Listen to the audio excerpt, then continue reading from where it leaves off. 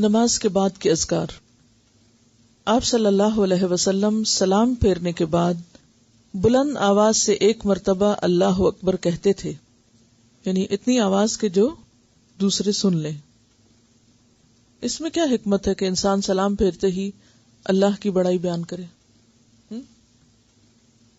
آپ کے ذہن میں کیا آ رہا ہے کہ سلام پھیرا ہے، سلام پھیرتے ہی پہلی بات جو بولنا ہے وہ کیا ہے؟ اللہ اکبر۔ اللہ اکبر کا معنی کیا ہے؟ اللہ سب سے بڑا ہے۔ تو یہ کیوں؟ قرآن پاک کی آیت بھی ہے کہ ان الصلاۃ تنہی عن الفحشاء والمنکر ولذکر اللہ اکبر، کہ بے شک نماز بے حیائیوں اور برائیوں سے روکتی ہے اور البتہ اللہ کا ذکر سب سے بڑی چیز ہے۔ اور نماز قائم بھی کس لیے کی جاتی ہے؟ اقیم الصلاۃ لذکری، نماز میری یاد کے لیے قائم کرو۔ تو اس کا مطلب کیا ہے کہ اللہ کی یاد میں اللہ کی بڑائی بیان کرنا۔ میرا سوال اسپیسیفکلی یہ ہے کہ اللہ اکبر ہی کیوں، کچھ اور کیوں نہیں؟ یعنی سلام پھیرتے ہی آپ کے منہ پر پہلا لفظ جو نکلنا چاہیے نماز ختم کرنے کے بعد وہ اللہ اکبر ہے، کیوں؟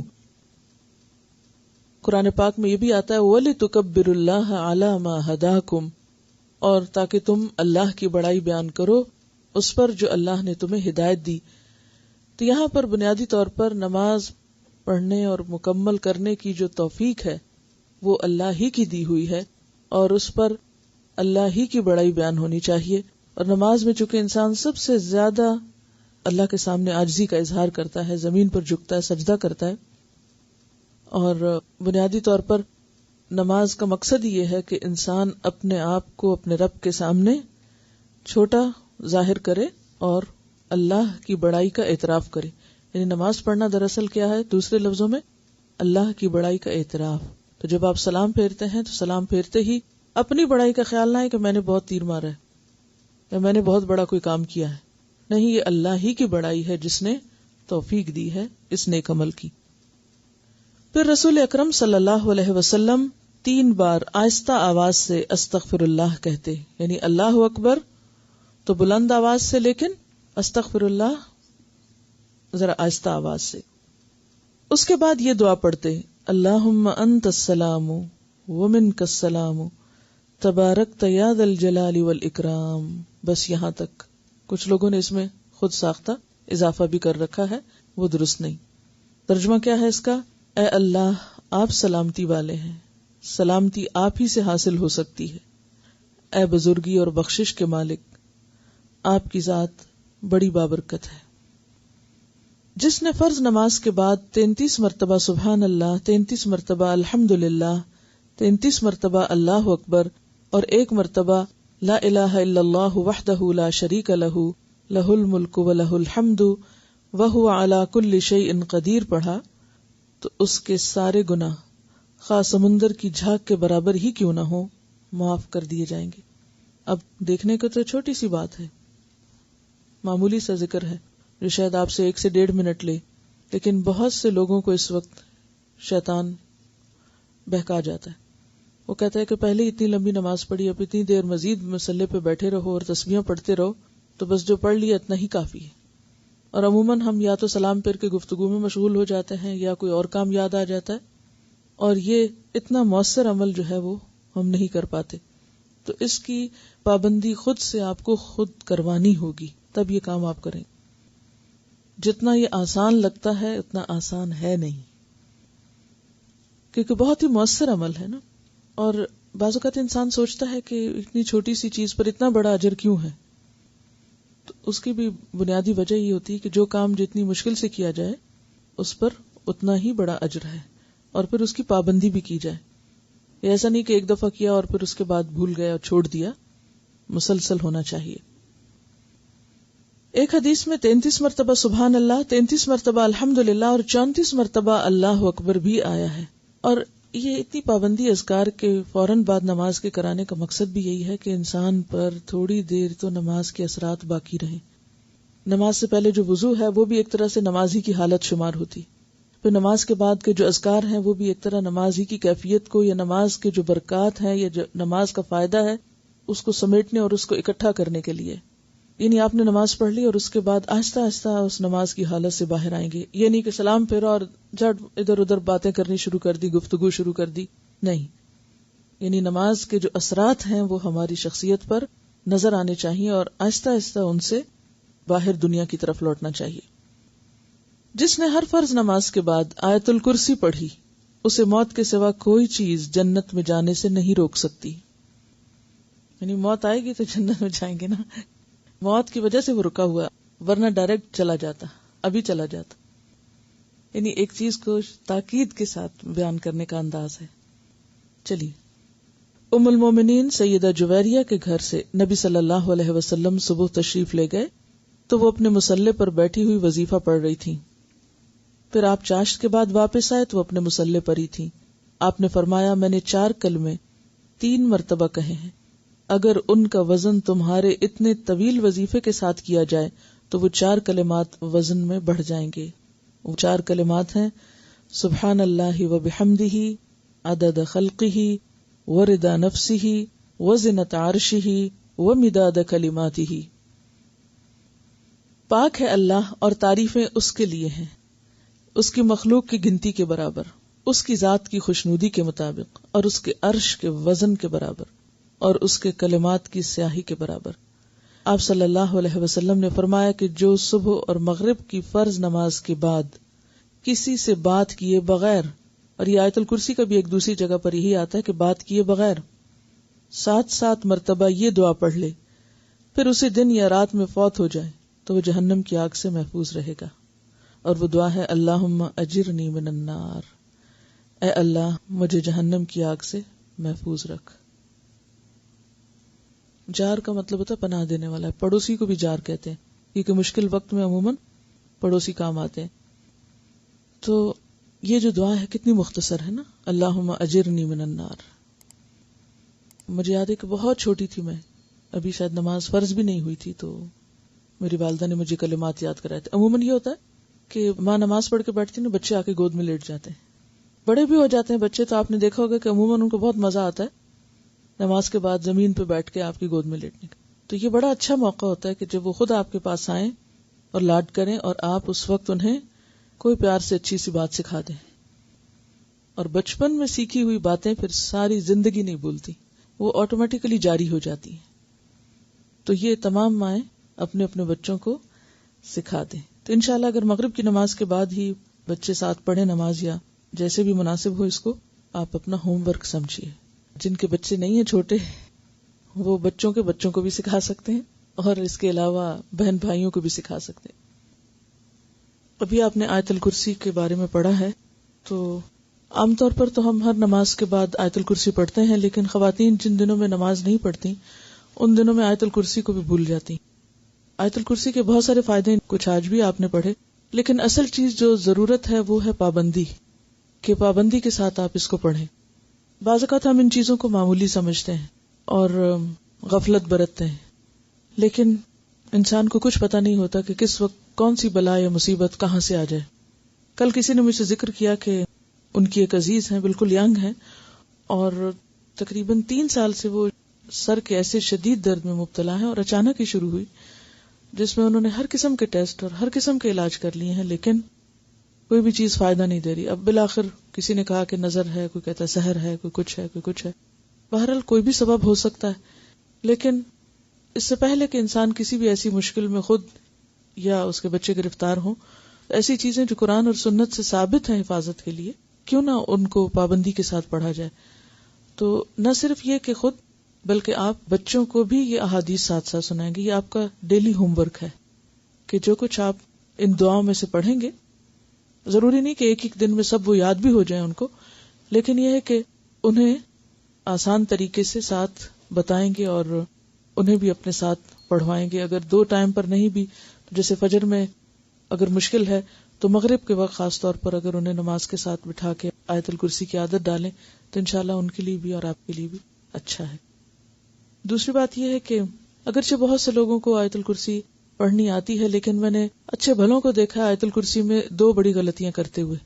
ایک یعودہ کو صحیح نہیں پڑھتے, اور دوسرے کرسیہ کو صحیح نہیں پڑھتے. کرسیہ کو یہ کہ جو شد ہے وہ مس کر جاتے, کرسیہ پڑھ جاتے ہیں، اور اسی طرح یعودہ کو صحیح طور پہ پروناؤنس نہیں کرتے. تو اس میں یہ ہے کہ کوئی بھی چیز افیکٹو اس وقت ہوتی ہے جب آپ اس کو اس کا پورا حق ادا کر کے پڑھیں. بعض لوگ کہتے ہیں ہم پڑھ رہے ہیں دعا، ہم پڑھ رہے ہیں وظیفہ، ہم پڑھ رہے ہیں کوئی چیز، لیکن فائدہ نہیں ہو رہا. ہم یہ بھول جاتے ہیں کہ ہم نے ڈوز ہی صحیح استعمال نہیں کی. مثلا آپ بچوں کو دودھ بنا کے دیتے ہیں تو جب دودھ کی کوانٹٹی ہوتی ہے اس کے بارے میں کتنے کیئرفل ہوتے ہیں کہ نہ کم ہو اور نہ زیادہ ہو. اگر ہر چمچ پہ تھوڑا تھوڑا بھی زیادہ ہوگا تو کیا ہوگا؟ ڈوز ایکسٹرا ہو جائے گی اور فائدے کی بجائے نقصان دے گی. اسی طرح کوئی بھی دوا جب آپ لیتے ہیں تو اس کو پورا لینا چاہیے صحیح طریقے کے مطابق. تو اسی طرح یتلونہ حق تلاوتہ میں کیا ہے کہ ایک ایک حرف جو اس کے اندر ہے اس کا حق آپ اس کو دیں، اس میں سے کچھ بھی مس نہ کریں. تو اس لیے پوری یکسوئی کے ساتھ. اور جو لوگ جن کو بالکل الحمدللہ ٹھیک آتی بھی ہے تو دوبارہ دہرانے میں حرج کیا ہے کہ اللہ کا ذکر ہے. اللہ کے ذکر کو جتنی دفعہ بھی انسان کرے اتنا ہی کم ہے. یہ آپ ابھی جو پڑھ رہے تھے حضرت جویریہ کی روایت، سبحان اللہ و بحمدہ عدد خلقہ ورضا نفسہ وزنۃ عرشہ ومداد کلماتہ، اللہ تعالیٰ کی تسبیح میں. تو آپ کو معلوم ہے حضرت جویریہ کون تھی؟ امہات المومنین میں سے تھی. ان کا اصل نام کیا تھا؟ کہاں سے تھی یہ؟ کس کی بیٹی تھی؟ کس کی بیٹی تھی؟ کیسے شادی ہوئی تھی آپ کے ساتھ؟ کیا ہمیں جاننا چاہیے ان کے بارے میں؟ کیوں؟ کیا ضرورت ہے جاننے کی؟ اللہ نے ان کو مومنوں کی مائیں قرار دیا ہے. ہم اپنی ماؤں کو بھی کتنا کم پہچانتے ہیں.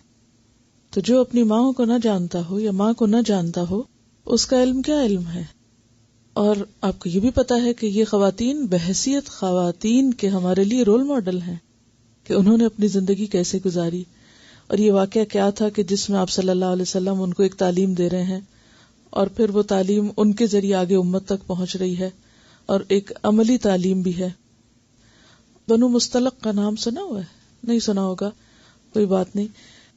بنو مستلق ایک قبیلے کا نام تھا، اس کے سردار تھے حارث.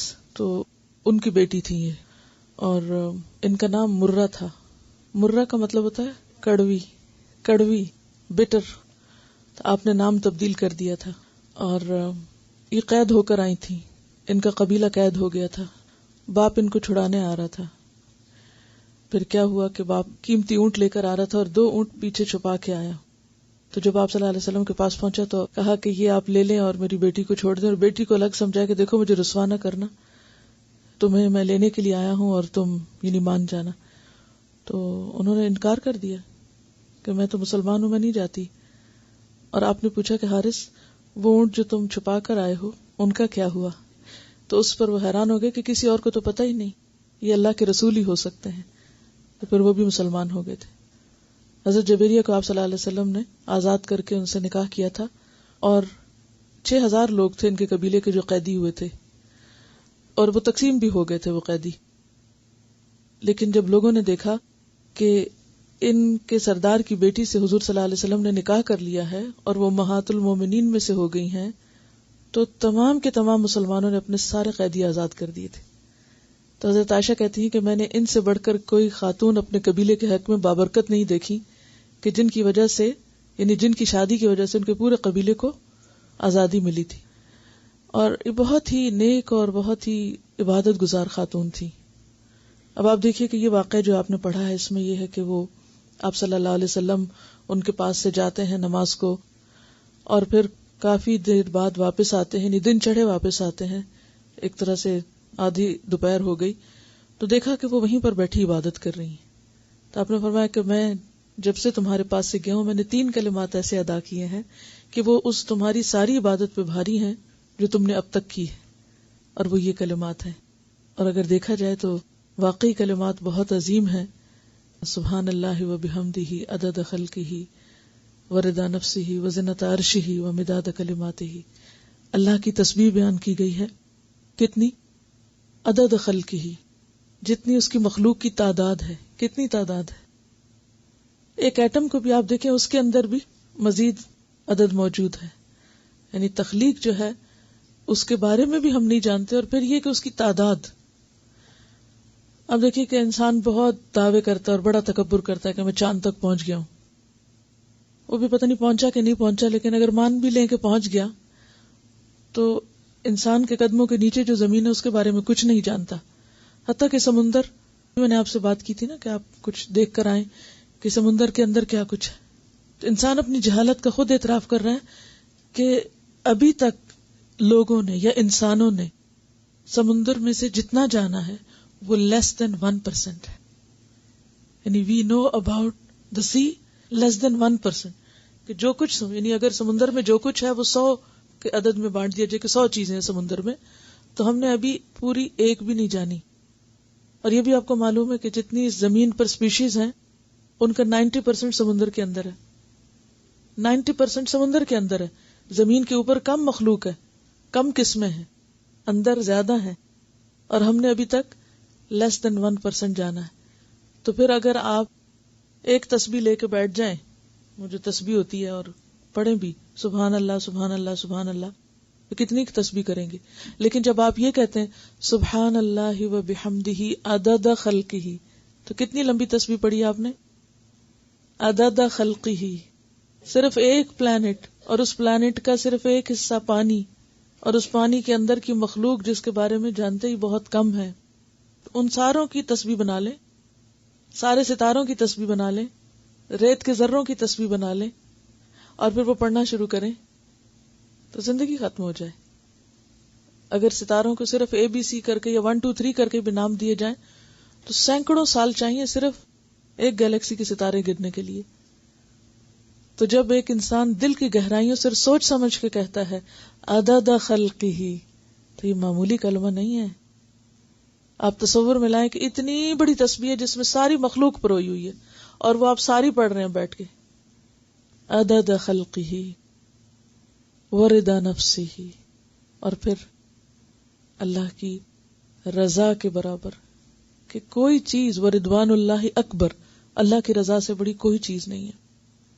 یعنی میں اتنی تسبیح کروں گی جس سے وہ راضی ہو جائے، یا جب تک وہ راضی ہو جائے. وزنۃ عرشہ، اور سب سے وزن کے اعتبار سے بھاری چیز کیا ہو سکتی ہے؟ عرش، جس پر اللہ تعالی مستوی ہے. اللہ کا عرش، اس سے بڑی کوئی چیز نہیں مخلوق میں سے. ومداد کلماتہ، اور اس کے کلمات کو لکھنے میں جو سیاہی استعمال ہوتی ہے، اور وہ کتنی، سورۃ الکہف میں آتا ہے کہ اگر سارے سمندر سیاہی بن جائیں، سارے درخت قلم بن جائیں، لنفد البحر قبل ان تنفد کلمات ربی، سارے سمندر خشک ہو جائیں اس سے پہلے کہ میرے رب کی باتیں ختم ہوں. یعنی سمندر کو اگر آپ انک بنا لیں اور لکھنا شروع کریں تو پورا سمندر اور سارے سمندر اور ایک اور جگہ پر آتے ہیں جیسے 7 سمندر اور بھی، وہ سارے ڈرائی ہو جائیں لکھ لکھ کے، لیکن رب کی باتیں ختم نہ ہوں. اتنی زیادہ تسبیح. یعنی آپ خود سوچئے کہ اللہ کی تسبیح کرنے کا اور اللہ سے اپنے محبت کے اظہار کا اس سے بہتر کوئی انداز ہو سکتا ہے؟ کتنے خوبصورت کلمات ہیں جو آپ نے حضرت جویریہ کو سکھائے، اور پھر انہوں نے علم چھپایا نہیں کہ مجھے پتہ چل گیا اور میری سوکنے بھی ہیں، ان کو تو میں نہیں بتاتی کہ وہ بھی میرے برابر ہو جائیں، اور پھر باقی لوگ ان کو اتنا اجر کیسے مل جائے، مجھے بتایا، مجھے پتہ چل گیا، میں ہی کروں گی اور میں ہی آگے جاؤں گی. نہیں. صراط الذین انعمت علیہم کن کا ہے؟ جو اس علم کو خود بھی حاصل کرتے ہیں اور اسے بانٹتے بھی ہیں. اور اس کے برعکس اللہ کی لعنت اور غضب کن پر ہے؟ مغضوب علیہم ولا الضالین، یا تو پتہ ہی نہیں، بھٹکے پھرتے ہیں، اور یا پتہ ہے اور پھر دوسروں کو نہیں بتاتے، وہ جن پہ اللہ نے لعنت کی، جو علم کو چھپاتے ہیں. تو یہ دعا نہ صرف یہ کہ آپ کو خود پڑھنا ہے، انشاءاللہ اپنے بچوں کے ساتھ اور اپنے پیاروں کے ساتھ بھی شیئر کرنا ہے. اور اسی طرح آپ دیکھیں گے کہ میں نے تو صرف آپ کو صرف کلو دیے، چند ہنٹ دیے. اللہ کی مخلوق کی تعداد کو آپ جیسے چاہیں آپ خود بیان کریں. میں تو صرف اشارہ کر دیا ہے کہ آپ ذرا گننا چاہیں کہ کیسے گنیں گے. اور آپ سب کتنے مصروف اور مشغول لوگ ہیں، لمبا وقت کہاں کس کے پاس ہے کہ بیٹھ کے تسبیح کرے. تو اگر اور کچھ نہیں تو اتنی عادت تو ڈالیں کہ صبح صبح جب صبح کی ابتدا ہو، آغاز ہو، تو اتنے خوبصورت الفاظ میں اللہ کی تسبیح کرنا نہ بھولیں انشاءاللہ تعالی. آج ہمیں ان کلمات اور ان باتوں کا نتیجہ پتہ نہیں چل رہا نا، تو اس لیے ہم ان کو معمولی جان کے کبھی عادت ڈالتے ہیں اور کبھی بھول جاتے ہیں، کرتے ہی نہیں ہیں. تو اس میں سستی نہیں کرنی، یعنی یہ کرنا ہے تاکہ وہ اجر اور وہ ثواب جو اس کے ساتھ وابستہ ہے وہ حاصل ہو. اور یہی فرق ہوتا ہے جاننے والوں اور نہ جاننے والوں میں، کیونکہ جب انسان جان لیتا ہے تو اس کا عمل اور طرح بدلتا ہے، اور جو نہیں جانتا ان کی حقیقت اس کے نزدیک یہ معمولی باتیں ہیں، کیا یہ بس ایسی ہی مولوی باتیں کرتے رہتے ہیں. تو اس لیے اگر دن کا آغاز اللہ کے ذکر اور تسبیح کے ساتھ انشاءاللہ ہوگا تو دن بدن اللہ کی محبت میں اضافہ ہوگا. ٹھیک ہے انشاءاللہ تعالی.